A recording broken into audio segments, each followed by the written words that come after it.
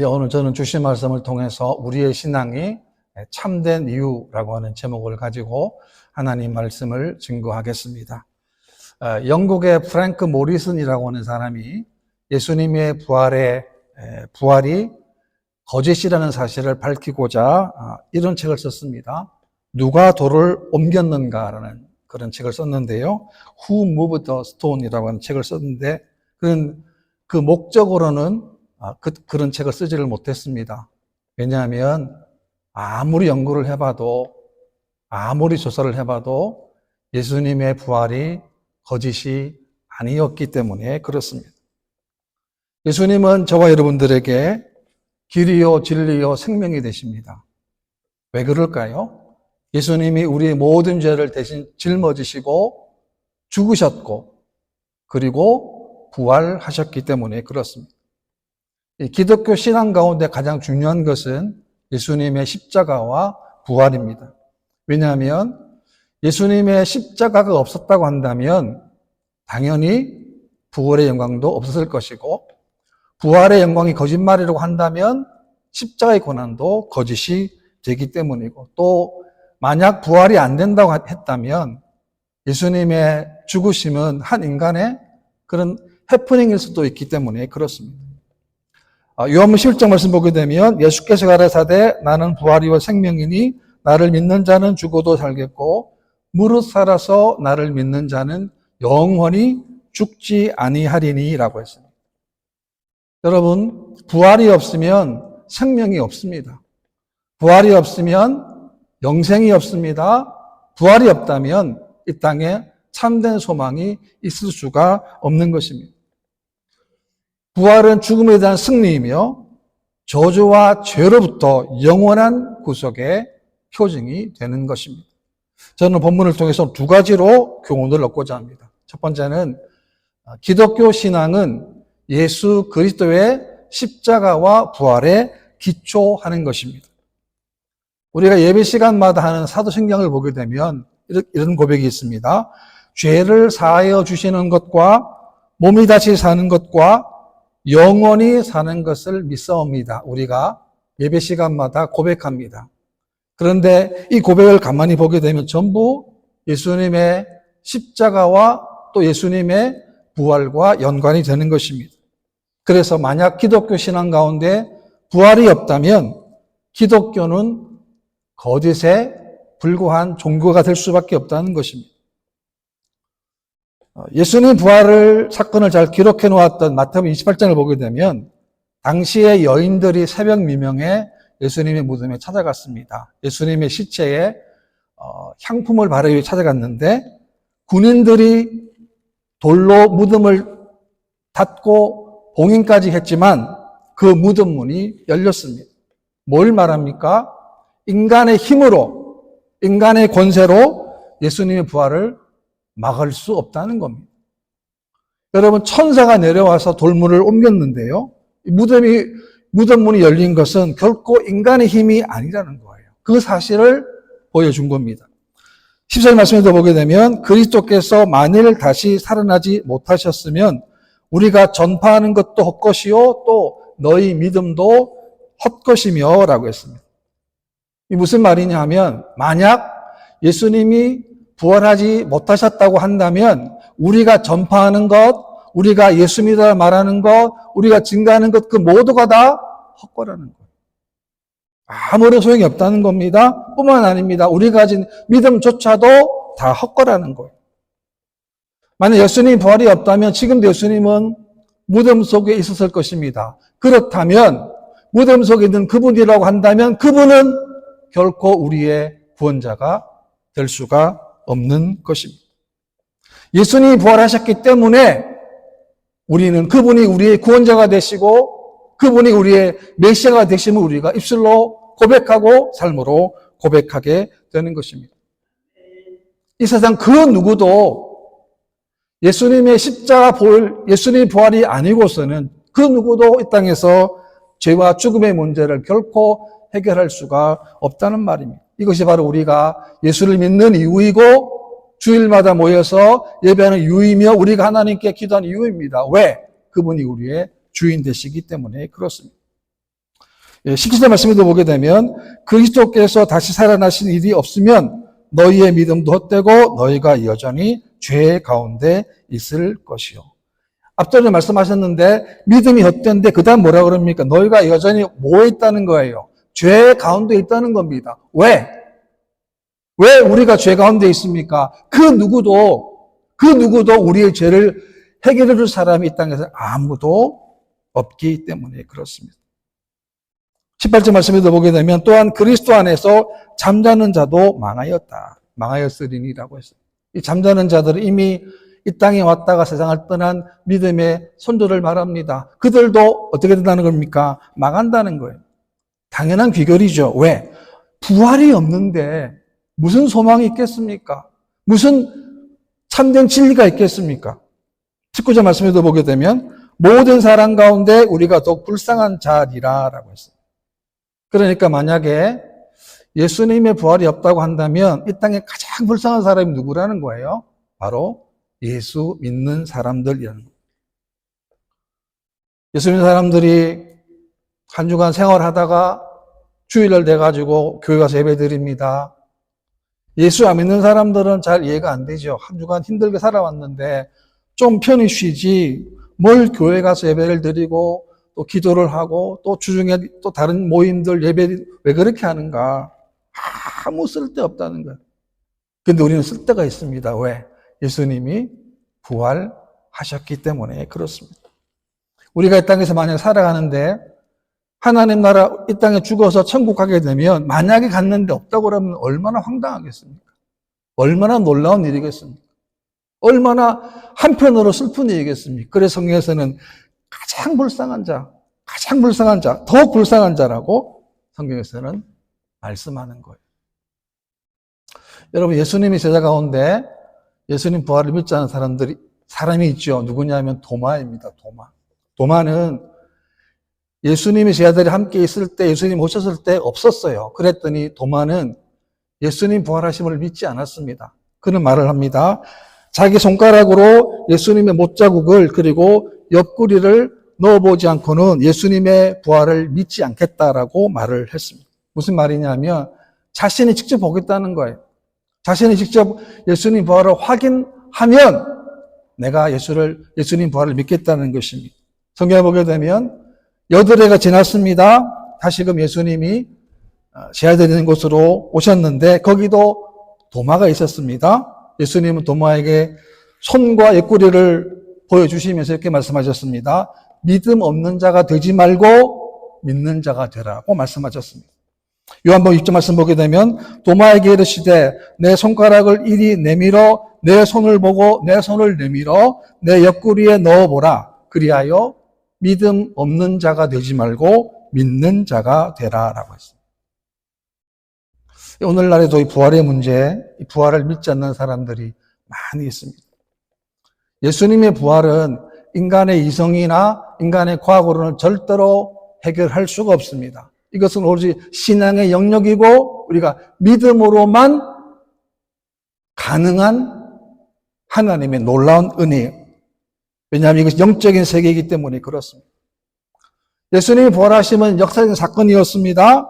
부활하심으로 말미암아 예수님의 몸이 변형되었습니다. 예수님의 무덤은 빈 무덤이 되었습니다. 예수님은 예수님의 부활로 말미암아 죽음의 세력은 완전히 패배하고 말았던 것입니다. 우리 인생 가운데도 우리가 예측할 수 없는 일들을 많이 겪게 됩니다. 여러 가지 고통스러운 사건과 사고들을 당할 수 있습니다. 인생 가운데는 그 누구도 인생을 장담할 수가 없어요. 이것이 우리 인생의 한 단면입니다. 여러분, 우리가 세상 가운데 어떤 어려움이 찾아온다 할지라도 우리들은 부활의 신앙으로 우리가 무장을 해야 하는 것입니다. 믿음의 최고봉이 뭐냐? 바로 부활 신앙이기 때문에 그렇습니다. 우리가 부활 신앙을 가질 때 이 땅에 당하는 수많은 어려움들, 시련들, 아픔들, 고통들, 실패들을 다 이길 수 있다는 거예요. 왜? 그 부활을 통해서 다시금 하나님이 우리를 일으켜 세워 주시기 때문에 그렇습니다. 그 다음에 두 번째는 예수님이 부활하심으로 우리의 신앙이 참됨을 증명하게 되는 것입니다. 예수님이 예루살렘으로 입성하실 때에, 십자가를 지실 때에, 지시기 전에 입장할 때에 유대인들은 그들의 겉옷을 길에 펴며 다른 사람들은 나뭇가지를 베어서 길에 폈습니다. 예수님을 열광적으로 환영했습니다. 왜 그렇게 열광적으로 환영했습니까? 그들은 예수님을 정치적인 메시아로 보았기 때문에 그렇습니다. 지금 당하는 로마의 압제를 해방시킬 수 있는 정치적인 메시아로 보고 그렇게 열광적으로 환영을 했습니다. 그런데 그들은 예수님을 잘못 본 것이고 예수님을 잘못 믿은 것입니다. 예수님이 이 땅에 오신 이유가 뭡니까? 예수님은 절대로 이 땅에 정치적인 메시아로 온 것이 아닙니다. 예수님은 이 땅에 오신 이유가 우리의 영혼을 구원하시기 위해서 이 땅에 오신 것입니다. 예수님이 운명하실 때 성소 휘장이 둘로 찢어졌습니다. 이 휘장은 하나님에게서 인간을 분리시키는 장벽이었어요. 그런데 찢어짐으로 말미암아 이제는 하나님과 인간, 죄인 인간 사이에 우리가 하나님께 나아갈 수 있는 길을 예수님이 열어주신 거예요. 그래서 우리는 하나님 말씀, 성경을 믿습니다. 예수님은 성경 말씀대로 오셨고 성경 말씀대로 십자가를 지셨고 성경 말씀대로 예수님은 부활하셨습니다. 여러분 또 감사한 일이 뭐냐면 예수님은 부활하신 다음에 바로 하늘로 올라가지 않으셨어요. 어떻게 하셨습니까? 한 40여일 동안 게바에게도 보이시고 엠마의 두 제자도 보이시고 또 500여 명들에게도 예수님이 나타나셨습니다. 왜 나타나셨겠습니까? 예수님 부활이 진짜이기 때문에 그렇습니다. 얼마나 감사한 일입니까? 얼마나 귀한 일입니까? 우리는 하나님 약속이 언제나 옳음을 믿습니다. 하나님 약속은 언제나 신실하심을 믿습니다. 성경에 보게 되면 하나님 일하시는 방법을 보게 되면 하나님이 먼저 약속을 하세요. 그리고 난 다음에 그 약속을 하나님이 친히 이루어 가시는 거예요. 이사야 10장 말씀 보게 되면 만군의 여호와께서 맹세하여 이르시되 내가 생각한 것이 반드시 되며 내가 경영한 것을 반드시 이루리라라고 말씀합니다. 우리가 믿는 하나님을 왜 우리가 전능하신 하나님을 부릅니까? 그것은 하나님이 약속하신 것은 반드시 이루시기 때문에 그렇습니다. 우리의 상관이 없습니다. 하나님은 하나님의 때에 하나님의 약속하신 것을 반드시 이루시는 분이기 때문에 우리가 하나님을 전능하신 하나님이라고 부를 수 있는 것입니다. 우리 성도의 삶이 왜 기쁨이 넘칩니까? 우리의 인생 가운데 하나님이 살아계심을 우리가 우리 삶 가운데 목도할 수 있기 때문에 그렇습니다.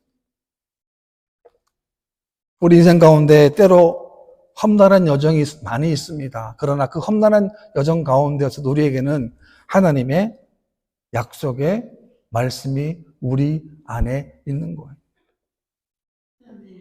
상황과는 상관이 없습니다. 환경과는 상관이 없습니다. 그런데 약속의 말씀이 우리 안에 있고 그 약속의 말씀들이 하루, 한 달, 1년 그렇게 평생 동안 우리가 하나님 약속하신 그 말씀이 이루어지는 것을 우리가 보게 되는 것입니다. 1절 말씀을 보게 되면 그러나 이제 그리스도께서 죽은 자 가운데서 다시 살아 잠자는 자들의 첫 열매가 되셨다다. 예수님 부활의 첫 번째 열매가 되셨습니다. 예수님이 다시 사신 것은 우리가 이 땅에서도 죽은 이후에도 장차 부활하게 될 것의 보증이 되는 거예요. 왜? 그래서 예수님을 첫 열매라고 기록했습니다. 이 말은 뭐냐면 우리들도 마찬가지입니다. 예수님처럼 반드시 부활하게 될 것을 말씀한 것입니다. 예수님은 죽은 자 가운데서 스스로 부활하신 게 아니에요. 예수님은 하나님이 예수님을 일으키셨습니다. 그러니까 예수님 부활하심은 우연히 된 것이 아닙니다. 하나님의 약속의 말씀이 성취되신 것입니다. 그래서 우리는 여러분들 말씀 들을 때 정말 귀를 기울여야 합니다. 왜? 하나님이 부족한 목사를 통해서 나에게 허락하신 주일 분량의 하나님의 말씀이기 때문에 그렇습니다. 그러니까 우리가 뭘 믿어야 합니까? 하나님 믿습니다. 그리고 우리가 하나님 약속의 말씀을 믿게 되는 것입니다.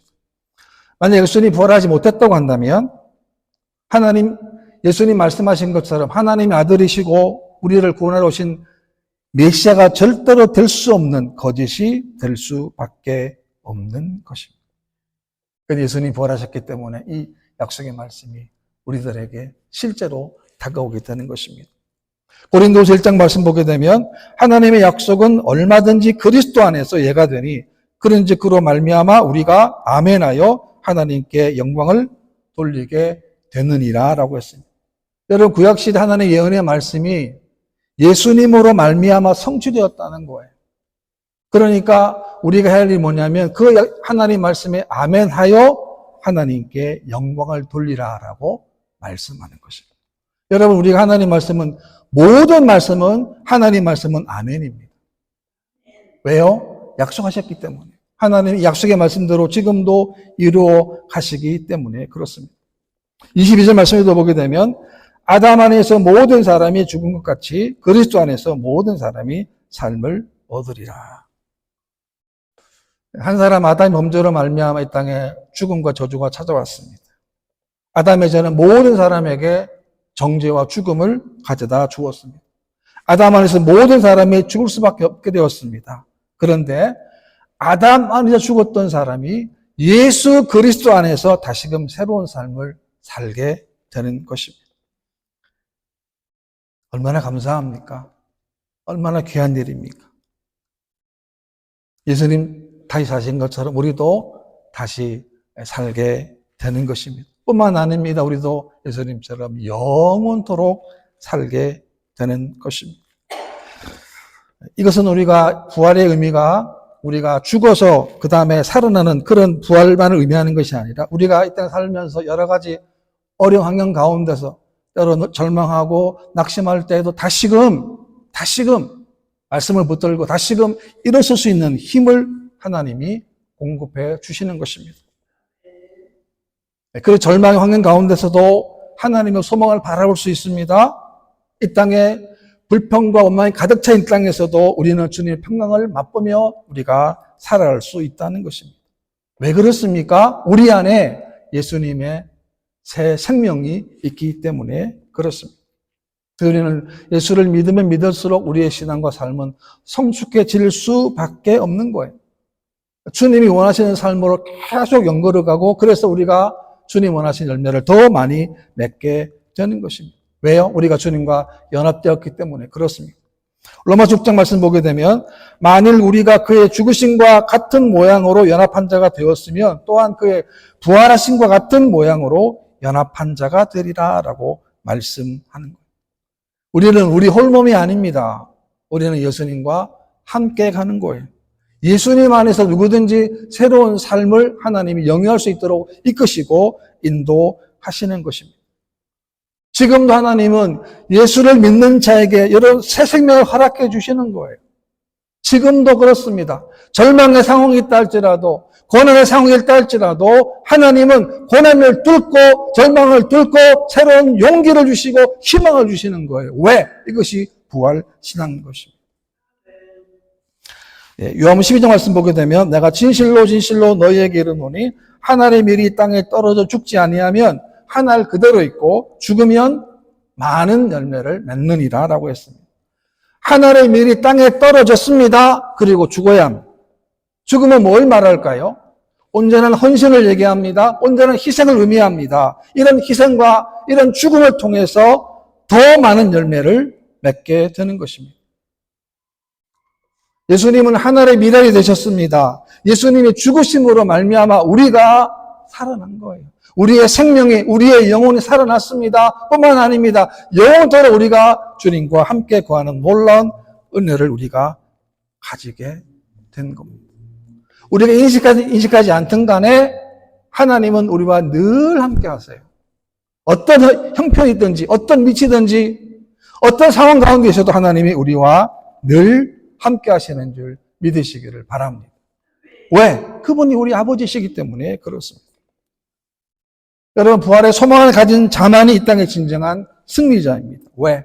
이 땅의 끝이 아님을 알기 때문에 그렇습니다. 우리 할 일이 뭐냐면 우리가 부활의 주님을 만나는 겁니다. 부활의 주님, 내 심령에, 내 삶 가운데 연약한 분이 많이 있지만 그럼에도 불구하고 오늘도 우리의 손 붙잡으신 그 하나님, 그 예수님 우리가 만나야 되는 거예요. 바울을 보게 되면 바울 자신이 세상의 더러운 것과 만물의 찢기 같은 취급을 받았다고 성경에 기록해 놨어요. 여러분, 바울이 어떤 사람이에요? 최고의 학문을 가진 사람 아닙니까? 최고의 가문이고 최고의 사람인데 예수 믿는 바람이 바뀌었습니다. 어떤 사람으로? 세상의 더러운 사람으로, 세상의 만물의 찌꺼기 같은 사람으로 취급을 받았습니다. 그런데 그는 비록 그런 취급받았지만 그러나 그는 그에게 주신 이 사도의 길을 묵묵히 그리고 끝까지 걸어갔습니다. 왜 걸어갔을까요? 바울에게는 부활의 주님이 그와 늘 함께 했기 때문에 그렇습니다. 하나님은 신실하신 분이십니다. 그래서 우리가 이 땅에서 흘리는 눈물, 땀, 고생, 연단 하나님은 반드시 갚아주시는 줄 믿으시기를 바랍니다. 예수님이 도마에게 네 손을 가지고 못자국을 보며 옆구리를 보라고 말씀하셨는데 이 다음에 우리가 하나님 나라 갔을 때 우리 손을 보고 너는 이 땅에서 뭘 했느냐? 짧은 생애 동안 7, 80년, 80년입니다. 많으면 80년인데 뭘 하고 왔느냐? 예수님은 우리 살리시기 위해서 그렇게 비참하게 손에 못자국, 그 옆구리에 창 찔려 있었는데 너는 뭐 하다 왔느냐? 저는 이 부활주를 맞이해서 예수님의 이 질문 앞에 답이 있는 여러분 되기를 바랍니다. 남은 생애 동안 우리가 뭘 해야 할 것인지, 또 우리가 어떤 모습으로 주님을 섬기고 교회를 섬기고 가정을 섬기고 우리 일들을 섬겨야 될 것인지를 다시 한번 여러분 기억할 수 있는 그런 부활주일 되시기를 주님의 이름으로 축원합니다.